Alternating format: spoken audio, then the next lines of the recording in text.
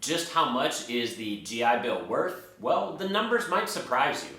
Now, in my last video, I talked about some of the key facts and differences between the Montgomery GI Bill and the post 9/11 GI Bill, and I explained under what set of circumstances one might be better than the other. If you're interested in that, be sure to check out this video right here. But in this video, I want to show you guys just how much the GI Bills can be worth, what kind of value you can get out of these, because I think you're going to be surprised. Now, when it comes to the Montgomery GI Bill, that's very easy to calculate because it pays out at a flat rate, so the math is very easy on that one. The post 9/11 GI Bill is going to vary depending on your circumstances. So in that regards, we're going to look at three different scenarios. We're going to look at sort of a worst case scenario. What is the absolute least amount of value that you could theoretically get from the post 9/11 GI Bill? And then we're going to look at a more traditional option that probably the majority of people are going to take advantage of and see what sort of the average rate is. And then we're going to look at sort of the upper end, sort of a dream list, bucket list type item to show you how much value you could theoretically squeeze out of the GI Bill. Now, in making this video, I do have to make at least some assumptions. So I'm going to assume that you were active duty military because Guard and Reserves, their education benefits are a little bit different. Second, I'm going to assume that you are going to school full-time once you separate from start to finish to knock out an entire bachelor's degree. All right, so let's start with the Montgomery GI Bill because the math on that is very easy. Now, the Montgomery GI Bill is going to pay you a flat amount each and every month. In 2020, that amount is going to be $2,122 a month if you're going to school full-time. Now, both GI Bills are going to pay a maximum of 36 months worth of benefits. Now, since an academic calendar year, 2 semesters, is typically only about 9 months long, this 36-month payout should be long enough to get you a full bachelor's degree from start to finish. So if we just multiply $2,122 a month times 36 months, we get a grand total of about $76,392. That is the total value of your Montgomery GI Bill. Now, the Montgomery GI Bill does cost you $1,200 to enroll into this program. And when you enroll, if you decide to pay an extra $600 on top, so in this case, you would pay a grand total of $1,800 to get this Montgomery GI Bill. If you pay this extra $600, then they will make additional $150 a month payments on top of what you normally get. So your $2,122 a month suddenly becomes $2,272 a month. So if you do decide to make this extra one-time payment of $600, your grand total payments over the 36 months comes relatively close to about $82,000 for the Montgomery GI Bill. All right, so now let's look at the post 9/11 GI Bill. Now, the post 9/11 GI Bill is a little bit different. They don't pay out a flat rate. Instead, they're just going to cover all of your tuition at any public school, and private schools are capped. The cap is around $25,000 a year. But they're also going to give you $1,000 a year stipend for books and supplies, and then they're also going to pay you a housing allowance based on the zip code that you live in. Now, some zip codes are very expensive and some are cheap, so this is going to vary depending on where you're going to school. But as you can see here, if you are attending classes 100% online, then your zip code doesn't matter. They just give you a flat housing rate of only $916 a month. And that's pretty terrible because the absolute cheapest housing allowance that I could find anywhere in the United States was $897 a month, only $19 less. And that's going to be in Johnstown, Pennsylvania. Apparently it is just dirt cheap to live in Johnstown, Pennsylvania. And then we're going to look for the absolute cheapest community college that we can find, just to see sort of what the floor is, what the absolute minimum that your post 9/11 GI Bill might be worth. And that leads us to Luna Community College, located in Las Vegas, Nevada. Now, I'm sure Luna Community College is a fine institution. but from the looks of it, it looks like it's sort of located in a strip mall. You can tell it's sort of a cheap school. In fact, the yearly tuition for in-state residents is less than $1,300 a year. It's only $1,298 for the entire year. Now, the school does offer 100% online classes if you want.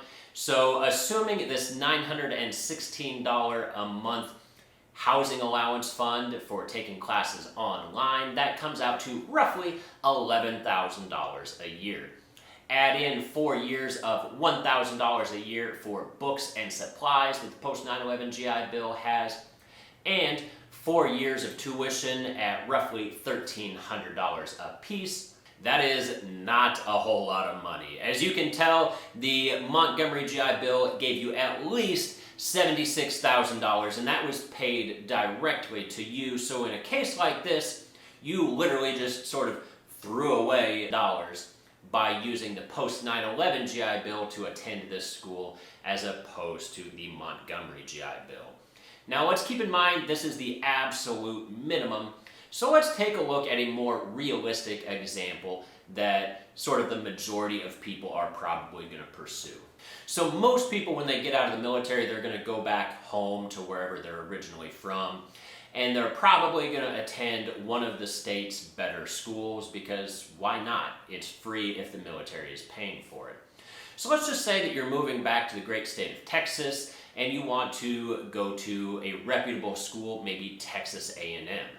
Now, the average yearly tuition for an in-state resident at Texas A&M is a little over $11,000 a year, which over a 4-year bachelor's degree, that would come out to roughly $45,000 in tuition alone. Add in, once again, the $4,000 worth of books at $1,000 a year for 4 years, and the housing allowance for the zip code that Texas A&M is located at currently pays out about $1,272 a month. So over a 36-month program, that would pay out relatively close to about $46,000. So if we add all of those items up, we come up to a little over $95,000 that the post 9/11 GI Bill is worth. And that's pretty fantastic, but in a dream situation, we can do a lot better than that. We can squeeze out more value out of the post 9/11 GI Bill. So now let's assume that we are going to go somewhere super expensive. We want to go to a super expensive location both for housing and the school itself is super expensive. So what if we got accepted to Stanford University over in California? Now, the average in-state tuition for Stanford is well over $53,000 a year. Now, if you remember back, the post 9/11 GI Bill doesn't pay that much because Stanford is a private school. For private schools, the post 9/11 GI Bill is capped out at roughly $25,000 a year. So how can you afford to go to Stanford at $53,000 if the post 9/11 GI Bill is only going to pay out about $25,000? Well, you see, with the post 9/11 GI Bill, there is a second program called the Yellow Ribbon Program. This is only available for the post 9/11 GI Bill. It is not an option for the Montgomery GI Bill. And essentially what it is individual schools can choose whether or not they want to participate in this program. So if they decide to opt into this program, they will essentially split the difference. So essentially, the post 9/11 GI Bill is going to pay out the full $25,000, and then that's going to leave a balance of roughly $28,000 that's left in order to get up to their average annual tuition of roughly $53,000 a year. So in that case, with this $28,000 difference, under the stipulations of the Yellow Ribbon Program, half of that money is just going to come from Stanford itself. They're just going to waive $14,000 worth of fees, and in return, the VA is going to kick in the other half. So they're going to kick in another $14,000 so that ultimately you can still go to Stanford with no money out of pocket. Now, all of the major players, all of the Ivy League universities, they are all members of the Yellow Ribbon program, so you can attend any one of these schools, Yale, Harvard, Stanford, Columbia, etc., under the Yellow Ribbon program. So then if we take 4 years worth of education benefits at a place like Stanford, at roughly $53,000 a year, that comes out to a massive $214,000 plus just for tuition alone. Add in, once again, that $4,000 for books, $1,000 a year for each of the 4 years. And then we have to get to the housing allowance. Now, as you know, that part of the nation is Silicon Valley. It is ridiculously expensive.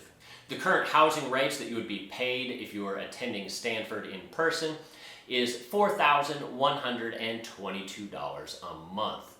Multiply this times your 36 months worth of benefits, and that's going to be over $148,000. Add all these items up, and you get to a number well north of $366,000 that your post 9/11 GI Bill is paying for. So if we take that number divided by 4 years, then you're essentially getting an extra $91,000 a year worth of benefits by attending Stanford once you're done with the military. Even if we just sort of take the more average route of attending a school like Texas A&M that was worth roughly $95,000, and that's mostly what a lot of the state schools are going to run, somewhere between $95,000 to about $110,000. So if we divide that out, that's roughly $25,000 a year of education benefits that you're getting. Which leads me to my next point, and that's enlisted pay. Now, sometimes people look at the initial military pay charts as an E1 brand new to the military, and they see that you're realistically not making a whole lot of money. But what this doesn't take into account is that you're also getting all-you-can-eat food and housing provided for you. So realistically, you have very few bills, because most people, housing, rent, and your food, your groceries, are your 2 biggest expenses. So if you don't have those kind of expenses in your life, then realistically, the rest of your money is just things like car payments and insurance and cell phone payments, etc. Now, people rank up at different times, and how much you get paid, how much value you get from the military is going to be based on where you live, because some areas are more expensive than others. But after a 4-year term, it's estimated that you will be earning somewhere between roughly $35,000 a year in total compensation, up to about $56,000 a year in compensation. And that's pretty good for somebody straight out of high school with no education status and no work history. After all, the average U.S. salary is only about mid-40,000. And so right off the bat, you're getting something relatively comparable to average, but that's not counting in all of the future education benefits that you might be getting. If we tack on an extra $25,000 a year, hypothetically, for attending someplace like Texas A&M, then that is able to bump up the minimum salary from $35,000 all the way up to roughly $60,000 a year. And on the high end, that $56,000 suddenly turns into closer to $81,000 a year. And once again, that's pretty fantastic for an 18, 19, 20-year-old kid. What are your other options for only having a high school diploma? Now, in no way, shape, or form is this meant to be a recruiting video or anything like that. The military is not for everyone. However, for some people, it can be a fantastic way to pay for college. If you like this video, consider subscribing, leave a comment down below. This channel is dedicated to all things personal finance related, helping you earn more, spend less, and invest the difference. And until next time, I'll see you all again. Thanks.